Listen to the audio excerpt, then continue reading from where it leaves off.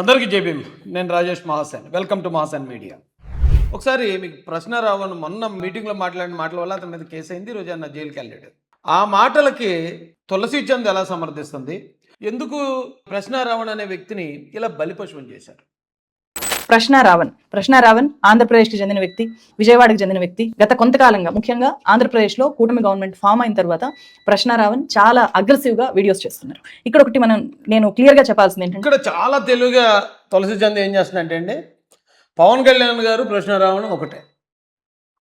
పవన్ కళ్యాణ్ గారు ఏం మాట్లాడారు, ప్రశ్నారావణ్ కూడా అదే మాట్లాడుతున్నారు. సో వీళ్ళిద్దరూ ఒకటే అనేది క్రియేట్ చేయడానికి చాలా తాపత్రయపడిందండి. నిజంగా తెలివితేటలన్నీ ఏదైనా మంచి పాయింట్ ప్రజల్లో తీసుకెళ్ళడానికి ఉపయోగిస్తే బాగుండేమో అంత తెలివితేటలు ప్రదర్శించింది. అంటే ప్రశ్నారావణ్ ఒక జర్నలిస్ట్ కాదు. ఈ విషయం అతను ఎక్కడ ఏ మీడియా ఆర్గనైజేషన్స్లోనూ పనిచేయలేదు. తనకు తాను ఒక జర్నలిస్ట్గా ఎక్కడ చెప్పుకోవట్లేదు. నేను ఒక ప్రెషర్ గ్రూపు, నేను ఒక యాక్టివిజం చేస్తున్నా, నేను ప్రశ్నిస్తున్నా, ఒక పౌరుడిగా నేను క్వశ్చన్ చేస్తున్నాను. అదే నా ప్రధాన ఉద్దేశం. నా ఛానల్ని ప్రశ్నించడానికి, ప్రజల వాయిస్ని వినిపించడానికి, గట్టిగా నిర్భయంగా ప్రశ్నించడానికే నేను ఈ ఛానల్ పెట్టాను అనేది అతను చేసిన ప్రకటన చాలాసార్లు. దీనికి రీజన్ కూడా పవన్ కళ్యాణే.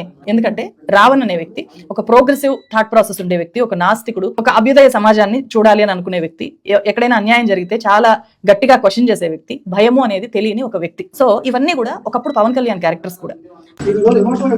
ఎమోషనల్ కాదు సార్, మీరు సమాజంలో బాధ చూస్తా నేను నాకేమైనా సరదా అనిపించాను, నాకేమైనా గుండె చెరువు అయిపోతుంది. ఎవరు పట్టించుకోరండి పవన్ కళ్యాణ్ గారి మాటలు ఈ బాధ, ఈ ఆవేదన. ఒకసారి నన్ను చూసి ఆ మాటలు ఏదైతే మాటలు మాట్లాడారో అదే మాటలు ఇప్పుడు రావణ్ మాట్లాడుతున్నాడని కంపేర్ చేస్తుంది. ఎంత ఘోరం అంటే ఏంటి ఈ కంపారిజన్. ఇప్పుడు నాకు బోర్డర్లో ఉన్న సైనికులు అంటే ఇష్టం. ఇప్పుడు బోర్డర్లో ఉన్న సైనికులు ఆ బోర్డర్ దాడుతున్న టెర్రరిస్ట్నో లేకపోతే పాకిస్తాన్ ఆ సైనికుడినో కాల్చి పారేశారనుకోండి, కాల్చి చంపేశారు. నాకు అలాంటి ఇష్టం కాబట్టి నేను కూడా ఇప్పుడు ఎవరో ఒకరిని ఇక్కడ కాల్చి పారేస్తాను, లేదంటే ఏదన్నా నాకు తేడా వచ్చిందంటే చంపేస్తాను అన్నాను అనుకో, ఊరుకుంటారా? ఒకవేళ అని అడిగితే నాకు సైనికులు ఇష్టం అంటే సైనికులు అలాగే చంపేస్తారు కాబట్టి నేను కూడా ఇక్కడ అలా చంపేస్తానంటే కుదురుతుందా? అక్కడ వాళ్ళ సందర్భం ఏంటి, ఇక్కడ నా సందర్భం ఏంటి? అక్కడ వాళ్ళు ఉండే పరిస్థితి ఏంటి, ఇక్కడ నేనుండే పరిస్థితి ఏంటి? మినిమం కదా ఇది. ఇప్పుడు పవన్ కళ్యాణ్ గారు ఎవరినో తిట్టారు కాబట్టి ఈయన పవన్ కళ్యాణ్ గారిని తిడతారంటే ఇదేం లెక్క? పవన్ కళ్యాణ్ గారు ఎవరిని తిట్టారు? జగన్మోహన్ రెడ్డి గారిని తిట్టారు, పేరుని నానిని తిట్టారు, దూరంపూడి చంద్రశేఖర్ రెడ్డిని తిట్టారు, మరొకరిని తిట్టారు, మరో వైసీపీలో ఉన్న వాళ్ళని. వైసీపీలో ఉంటూ దళితుల్ని చంపి డెడ్ బాడీ డోర్ డెలివరీ చేస్తే, లేకపోతే జన సైనికుల మీద విచక్షణారహితంగా దాడి చేస్తే, జన సైనికుల మీద ఏంటి బ్లేడ్లతో దాడి చేస్తే, అలాంటి సందర్భాల్లో ఆయన మాట్లాడాడు. ఆయన వైసీపీని అన్నాడు. రావణ్ ఏమన్నా అన్నాడా? రావణ్ ఏమన్నా అంటే రావణ్ తిట్టమనండి.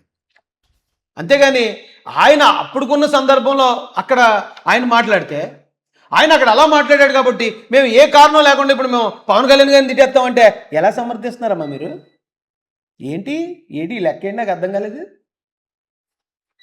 ఆ తర్వాత పవన్ కళ్యాణ్ ఎలా ఎలా మారుతూ వచ్చారో ఆ మార్పును బట్టి ఆయన్ని ప్రశ్నించే వాళ్ళు పెరిగారు. రావణ్ లాంటి వాళ్ళని అలా పవన్ కళ్యాణ్ తయారు చేసుకున్నాడు. ఆయన్ని పవన్ కళ్యాణ్ గారు తయారు చేసుకోలేదమ్మా, జగన్మోహన్ రెడ్డి గారు తయారు చేశారు. ఆయన ఈ మధ్య ఎలా తయారయ్యాడు? జగన్మోహన్ రెడ్డి గారి హయాంలో ఇంతకన్నా దారుణాలు జరిగినప్పుడు ఎప్పుడు ఆయన అక్కడ కెమెరా పట్టుకుని రాలేదు, అక్కడ వాళ్ళు ఎవరిని ఇంటర్వ్యూ తీసుకోలేదు, లేకపోతే ఇలా ఇంత పెద్ద పెద్ద మాటలు జగన్మోహన్ రెడ్డిని నా కొడక నీ కొడక అనే మాటలు ఆయన మాట్లాడలేదు తల్లి. కేవలం కూటమి గవర్నమెంట్ వచ్చిన తర్వాత పవన్ కళ్యాణ్ గారు ఎప్పుడైతే డిప్యూటీ సీఎం అయ్యారో అక్కడి నుంచి ఇలా తయారయ్యాడు. అంటే ఈయన అలా తయారు చేశారు జగన్మోహన్ రెడ్డి గారు. ఇది జగన్ గారు తయారు చేస్తే పవన్ కళ్యాణ్ గారు తయారు చేశారనే నీ అర్ధసత్యం ఏదైతే ఉందో అది చాలా తప్పది. అలాంటి తప్పుడు క్రియేషన్స్ చేయడానికి కాదు మిమ్మల్ని ఇంతమంది జనం ఫాలో అయ్యేది, లేకపోతే మీకు ఈ రకమైన ఇది వచ్చేది. అలాంటి తప్పులు లేకపోతే ఇలాంటి అబద్ధాలు ప్రచారం చేస్తారని కాదు. అందుకే రావణ్ అనే వ్యక్తి పవన్ కళ్యాణ్ తయారు చేసుకుంటే తయారైన వ్యక్తి, తనంతట తాను తయారైపోలేదు. మీరు కావాలంటే చూడండి, యూట్యూబ్లో సింపుల్గా ఓల్డెస్ట్ వీడియోస్ కొడితే వస్తాయి కదా, ఆ వీడియోస్లోకి వెళ్ళి చూడండి. రావణ్ మొదట్లో ఇంత అగ్రెసివ్గా లేడు. పవన్ కళ్యాణ్ ఒక యాక్షన్ అయితే రావణ్ ఒక రియాక్షన్. ఆ యాక్షన్ రియాక్షన్ అనేది పవన్ కళ్యాణ్ గారు సూట్ అవుద్ది. జగన్మోహన్ రెడ్డి ఒక యాక్షన్ అయితే పవన్ కళ్యాణ్ గారు అక్కడ ఇచ్చింది రియాక్షన్. కానీ పవన్ కళ్యాణ్ గారు అక్కడ ఇచ్చిన రియాక్షన్కి ఇక్కడ ఈయన చేసేది ఓవర్ యాక్షన్. పవన్ కళ్యాణ్ గారు వైసీపీ వాళ్ళని తిట్టడం ఏంటి, పవన్ కళ్యాణ్ గారు జగన్మోహన్ రెడ్డిని తిట్టడం ఏంటి, ఈయన వచ్చి పవన్ కళ్యాణ్ గారిని తిట్టడం ఏంటి? ఇది ఎలా రియాక్షన్ అవుద్ది? ఓవర్ యాక్షన్ అవుద్ది. ఇది ఓవర్ యాక్షన్ రియాక్షన్ అని కలిపే మీదేమవుతుంది తులసి చందు? మీరు ఆలోచించండి ఒకసారి.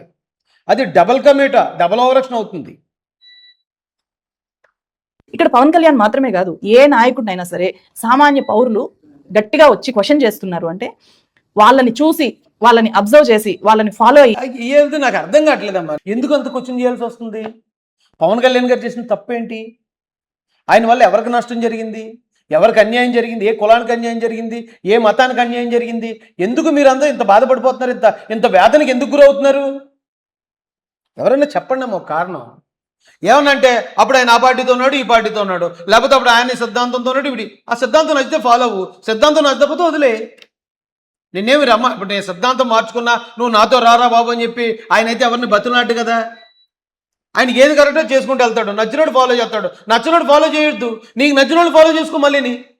అంతేగాని నువ్వు పలానా డ్రెస్ వేసుకున్నప్పుడు నువ్వు నాకు నచ్చావు కాబట్టి నువ్వు ఎప్పుడు అదే డ్రెస్లో తిరిగంటే ఏం లెక్క ఇది? వాళ్ళని ఇష్టపడ్డామని, మనకి ఇష్టపడినట్టు వాళ్ళని బతకమని చెప్పకూడదమ్మా. వాళ్ళు ఒకవేళ ఇంకా వాళ్ళు బతికే బ్రతుకంతా మనకి ఇష్టం వచ్చినట్టుంటే ఇష్టపడాలి, లేదు తర్వాత రోజు మనకి ఇష్టం లేనంటే ఆయన ప్రవర్తించాడు అనుకో, మనం ఇష్టపడటం మానేయాలి. అంతేగాని నువ్వు పలానా రోజు వైట్ అండ్ వైట్ వేసావు, నువ్వు లైఫ్ లాంగ్ నాకు వైట్ అండ్ వైట్ వేసి కనిపించాలంటే తప్పమ్మా. ఇది ఇలాంటి సమర్థనలో ఇది కరెక్ట్ కాదు. ఇది ఎందుకు అంత విషయం కక్కేస్తున్నారు ఒక నాయకుడి మీద? ఇప్పుడిప్పుడే అధికారంలోకి వస్తున్న ఒక కులం, ఆ కాపు కులం, ఎందుకు ఆ కులం మీద అంత విషం కక్కుతున్నారు?